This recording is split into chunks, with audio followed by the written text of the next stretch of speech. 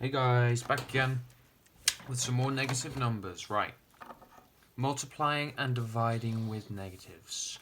There's just a couple of things you just need to know when doing this stuff.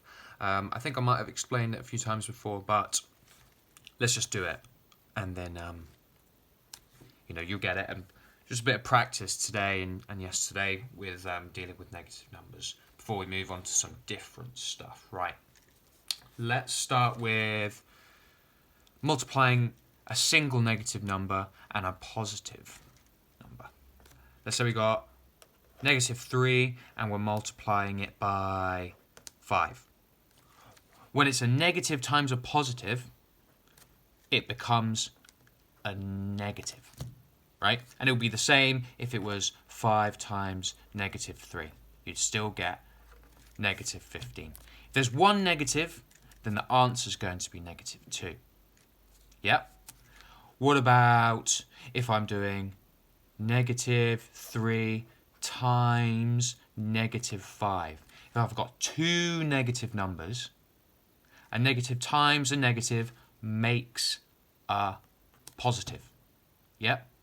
So, might be useful writing these notes down. Negative times a positive equals negative, because it's essentially like I am doing 5 -3s, right? 5 -3s make -15. -3, -6, -9, -12, then -15. Yeah?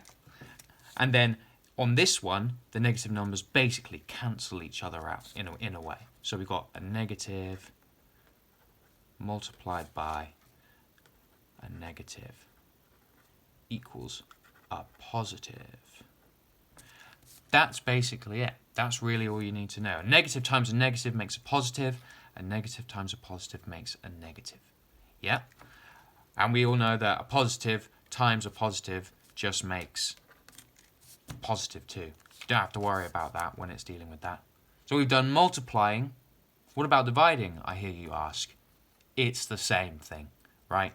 If I've got 15 divided by 3, I'm going to get 5, because it's a positive divided by a positive equals a positive. If I've got 15 divided by -3, I've got one positive and one negative, I'm going to get a negative as the answer. It's the same as this. There's one negative, you're going to get a negative answer. The same if it was -15 divided by 3, I would still get -5, right? But what about if I've got a negative divided by a negative? What happens then? Same thing. I was just joking around. We've got a negative times by a negative, we get a positive. We've got a negative divided by a negative, we still get a positive. Just like that. It's the same rules with multiplying negatives as it is dividing negatives. Should be pretty straightforward for this one. Next week, going to have some team stuff. We're going to be doing some more exciting and interesting things, hopefully. This is just sort of laying the boundary down with your knowledge of negative numbers. Great. Have fun.